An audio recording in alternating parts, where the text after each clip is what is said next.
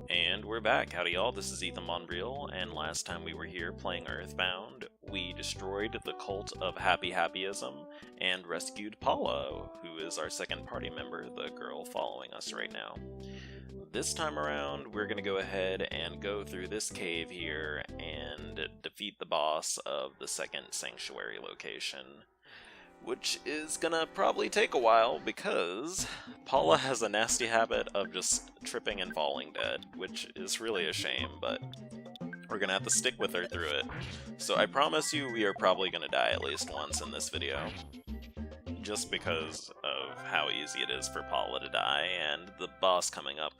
It's not necessarily hard, but going through here is very taxing. It's very easy to lose all your PP on your way through here, so we need to be a little bit more conservative with it. But lucky for us, this is basically an excuse to grind, and more importantly, for me to fill y'all's ears with the gay shit y'all love. So, this episode, we're going to talk about what Andrew W. suggested I talk about. Shout out to Andrew. Andrew asked me to talk about gay depression, coming out, and anxiety about life. And I mean, I've actually talked about, basically, this is almost a visual and vocal log of me being a depressed homosexual, but I'm always glad to talk about it. So, where should I start?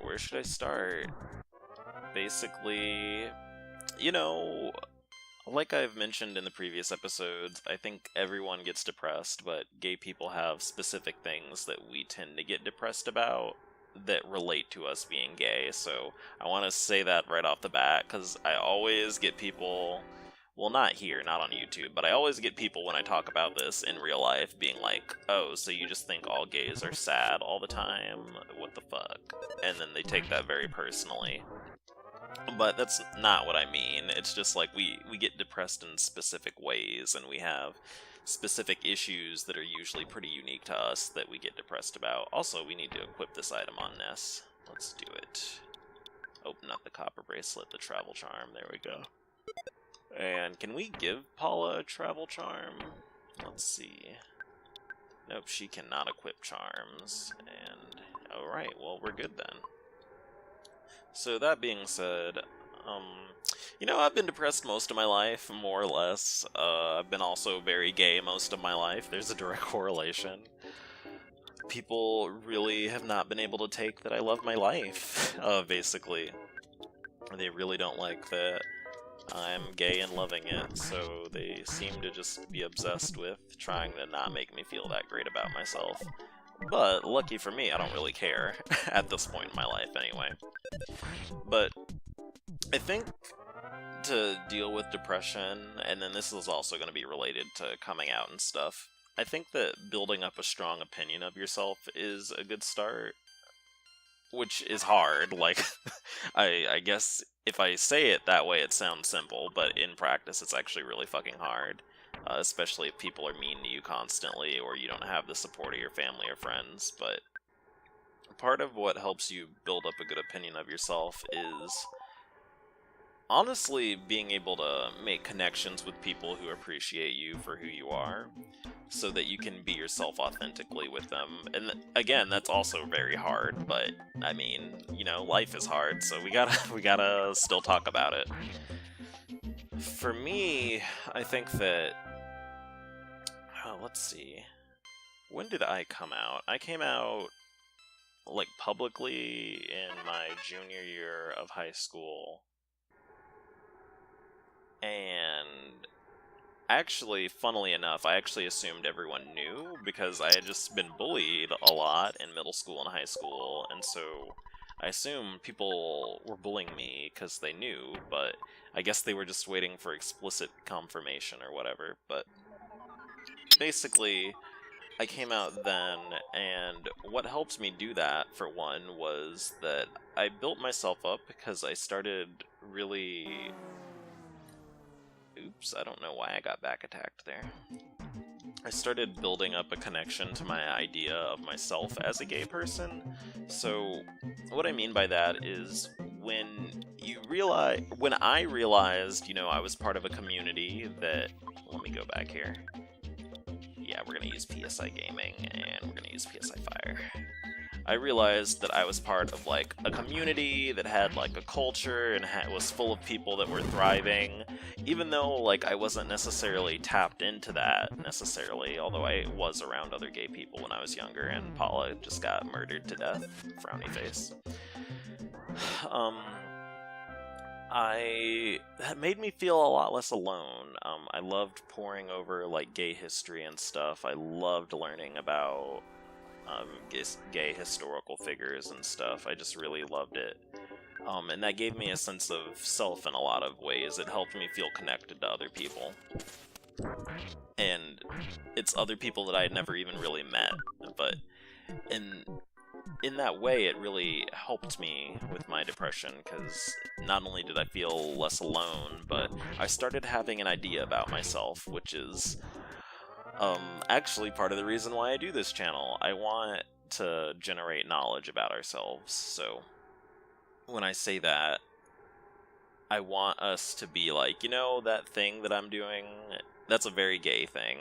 It doesn't even necessarily have to do with sex or guys, it's very gay. That's like something that I'm doing that is a sign that I am part of this group, that I am part of a culture that has certain values and certain behaviors that we sometimes do. And I'm not saying all of us will do it, but some of us do, or enough of us do, that it becomes ingrained in our mind. And so I would look at people from the past and be like, holy shit, I do that too, or oh man, that's a familiar feeling or reaction to something. And I would be like, okay, so that's neat, I'm not the only one, and not only that, but a lot of us react the same way because we have fairly similar experiences. And honestly, that helped me realize that, for one, a lot of the reason why we act the way we act isn't because we're bad people, it's because people are mean to us, which is like a really big mental hurdle that we have to come over, I think, to be comfortable with ourselves, is realizing the reason we're sad is because of other people being shitty towards us, and not because we in particular are bad people for being gay. But that's like the level 1 struggle. Like, this is the very beginning. This is like when you become okay with yourself, in my opinion.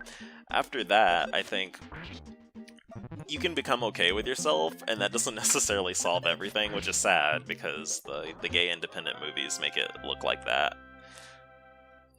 And I'm gonna actually rant about that a little bit. So, did anyone else get real fucked up, like, when they would sneak and, like, look at gay shit on, like, YouTube, or maybe TV if your parents had cable or satellite, like, if you could see a show with gay people in it, and be like, okay, this person came out, and then, like, a few episodes later, they, like, have this amazing dating life in this friend circle, and they have, like, a love interest immediately, and then, like, I was like, okay, I'm out now, like, where's the dick at?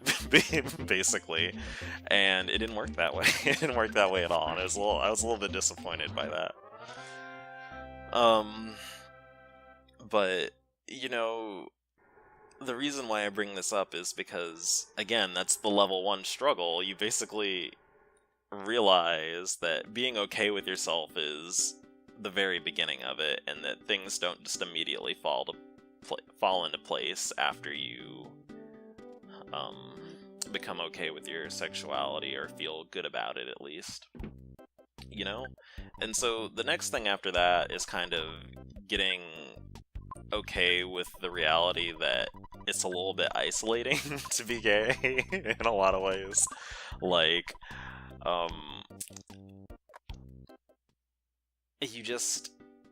we're taught to hide ourselves so much, or just to shrink ourselves in public so that people don't mess with us, or just not. If you can't relate to the hiding yourself or shrinking yourself, I think a lot of us can relate to just avoiding talking about our sex life. Well, not even sex life, like our romantic life, which is a really big part of being a person. Like, we can't really talk about our attraction, and so we get used to hiding at least some part of ourselves. And that's very... I honestly, not to be dramatic, I would say that's a little bit traumatic, because you just see all these people having the time of your life, or their lives, and talking about all the things they're doing, and sometimes, you know, you want to, but you're afraid that if you start talking about yourself and your interests, people will be like, holy shit, this kid's a faggot. So, you know, it's a little bit rough sometimes. But building off that, I think that something that helped me was learning, for one, not to settle, really. So, like I said, level 1 is becoming okay with yourself and helping yourself realize that it's not your fault that you feel bad, it's basically the homophobia's fault. And then, you know what, we need to go out of this cave again and go to a hotel. Fuck you, mole. We need to go to a hotel because we need to recover our PP, and then we need to both be at full health because there's a boss at the end of this cave anyway. Excuse me, I burped a little bit, I'm gonna have to edit that out. So, after you become okay with yourself, you basically, you have to deal with the existential gay dread, which really sucks. They really don't tell you about that in the movies, and they don't tell you about that in the books, the gay teen fiction that's out now, that, like, oh man, you're like, holy shit, like, why is it so fucking hard to date? Why is it so hard for me to, like, be okay with, like, talking about myself and my interests? Why do I, like, almost have mental breakdowns when I don't look the way I want to look sometimes? That's not everyone, but, I mean, I'm just listing off these things that, like, people in my life and I myself have experienced, because these are... Not everyone's gonna feel this way about everything, not everyone's gonna be, like, super obsessed with their physical appearance, but enough of us are that it becomes something familiar, you know? But... like, you have to deal with it. Like, you have to be okay with the fact that your life isn't gonna be what, for one, probably isn't gonna be the way that society shows you life should be, so you're not gonna necessarily have friends in the same way. I'm not saying you won't have friends, but you're gonna have just very different groups of friends. So a very common occurrence is a lot of homos are friends with mostly girls, and then, like, nerdy straight guys, right? That's not too uncommon, right? We can agree on that. I hope it's still the same. I hope I'm not a little bit too old to be having a bit of a disconnect with y'all, but our friend groups are going to look a little bit different. We're going to always kind of have slightly awkward interactions with straight dudes, just because it's like... I think we tend to be, like, really fascinated by straight guys, but also kind of, like, afraid of them, because, like, on one hand, they're, like, kind of cute, but on the other hand, like, you're a little bit worried they're going to be, like, assholes to you or be mean to you. So it's a bit of a toss-up with that. So something going further is that you have to learn not to settle in these friendships you make, because you're like, well, fuck, am I just doomed to be gay and lonely even though I feel okay with being gay? And the answer is not necessarily no, you're not doomed to being gay and lonely, but people are gonna be not very nice to you sometimes, which is really sad. Because, again, like, that always really tripped me out when I saw that in TV. Like, they always portray it as, like, once you come out, it's just, like, fine, and, like, there's no problems anymore. And, like, you just deal with, like, maybe one or two homophobic family members, and then it's just, like, it's a-o-dokie for you for the rest of your life. But that's not the case for a lot of us. And one of the things we end up doing is that when we come out, we tend to... I've said this like 5,000 times, so I need to move forward with this conversation. Basically, you end up settling for letting people kind of treat you kind of bad, in my experience. So something that I've noticed is that people will think it's cute to be, like, the only gay friend in, like, a group of people, whether it be guys or girls. And they'll see that as, like, a sign that things aren't so bad, but at the same time, that group of straight friends, or just group of friends in general, will be kind of mean to them. Like, they'll end up being like the butt of a lot of gay jokes, or being kind of disrespected within the friend group, like you lose some social status, but like, they treat you like it's okay, like they're cool with your sexuality, but they need to still be able to make fun of you a little bit, you know what I'm saying? And I have never had a tolerance for that.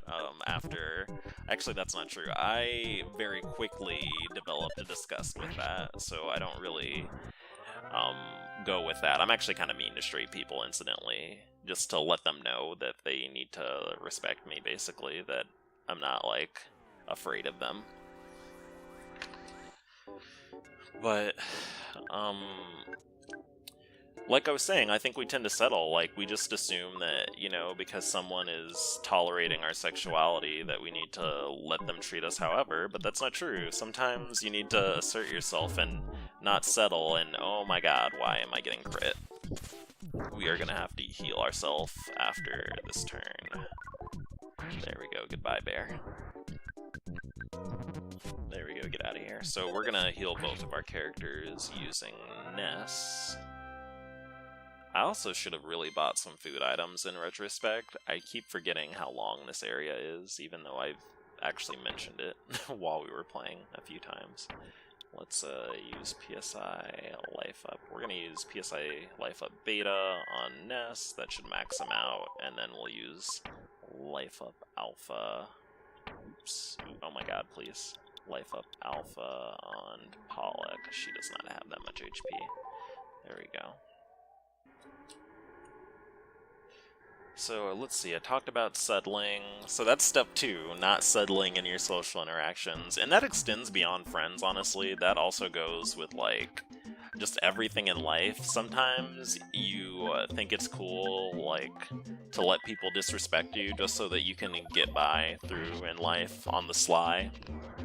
Like, I think about when I see gay people at, like, the jobs I've had, and they just really, like, will let people be mean to them. They'll just let people be mean to them, and that really rubs me the wrong way. Like, they just seem to have this really dejected outlook that they need to let people walk all over them, and I just cannot deal with that. I don't know if it's just because I'm a little bit ethnic and I have no tolerance for that, or if it's just a bit of cultural dissonance between me and other people, but I just have no desire to be that way.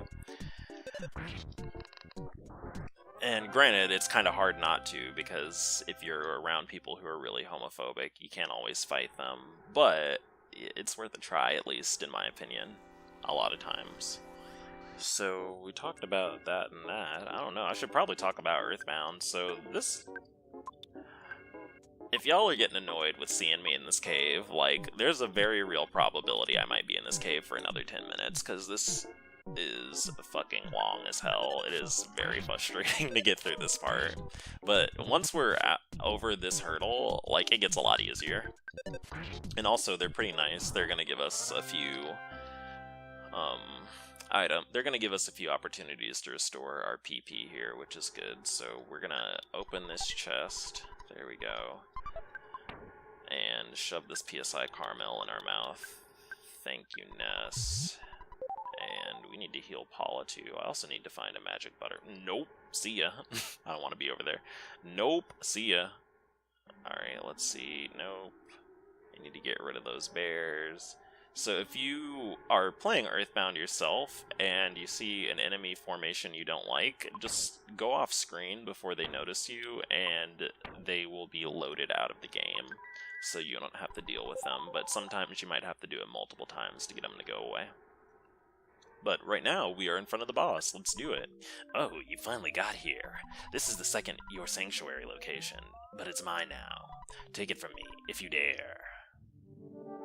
Okay, I will. So this is the Mondo Mole. We are going... I'm pretty sure this thing is weak to PSI Flash, actually. I don't remember exactly what its weakness is, but we'll see here. We're also just going to hit it with the hardest attacks we can.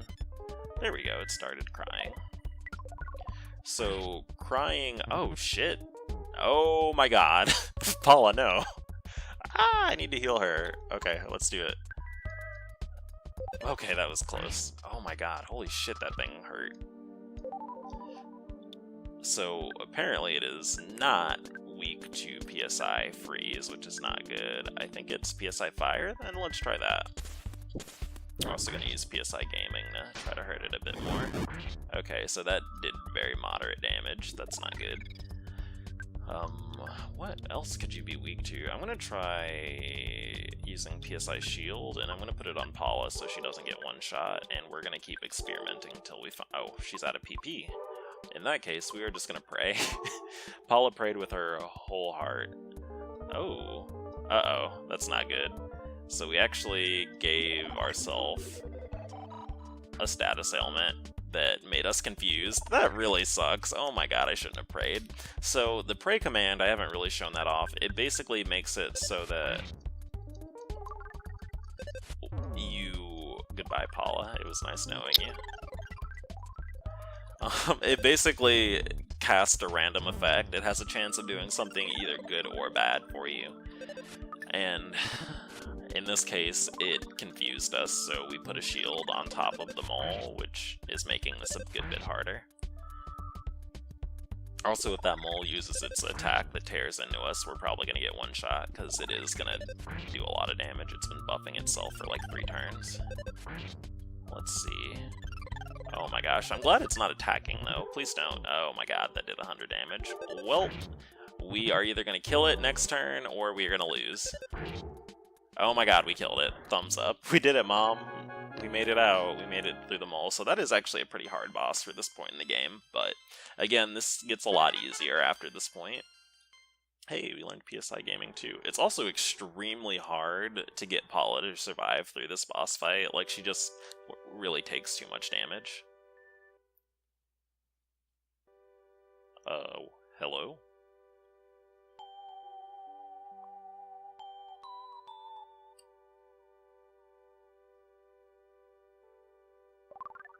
Hey, Paula's alive. Ness briefly had a vision of a baby in a red cap. Spoilers, it's us. Ness's soundstone recorded the melody of Lilliput Steps. Okay, well, I'm going to actually pull out the soundstone and show you how much of the song we have so far. Ness touched the soundstone to his forehead and gathered his thoughts.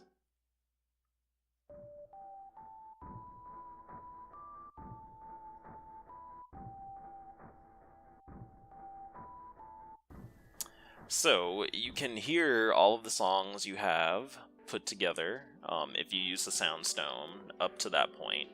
So we have 2 songs, we heard those 2 pieces, and that's what we have so far. Sound good? I kind of repeated myself like 3 or 4 times in that conversation, but you know, you gotta get into it. So if you need a refresher on why we're even getting these fucking songs, again, we are looking to connect our psychic powers with that of the power of the earth in order to elevate ourselves to new heights and expand our minds and open our third eye and become the wokest bae of all. Thumbs up, yep. So that's why we're here. And I'm actually going to cut the video here because it's almost 25 minutes in, and, you know, I need to go to bed pretty soon because I have work in 7 hours. So, I will catch you nerds later. Thank you for watching. I hope that what I was talking about made sense. And as always, if you have suggestions for other things you want me to talk about, let me know. Oh, and finally, also, I'm probably going to record a Dream Daddy video pretty soon here, because I haven't done that in like a little, probably about a week or 2 now, and I really need to do that, because that's what y'all queens are here for, usually. So anyway, I'll see y'all later, thanks for watching, and bye.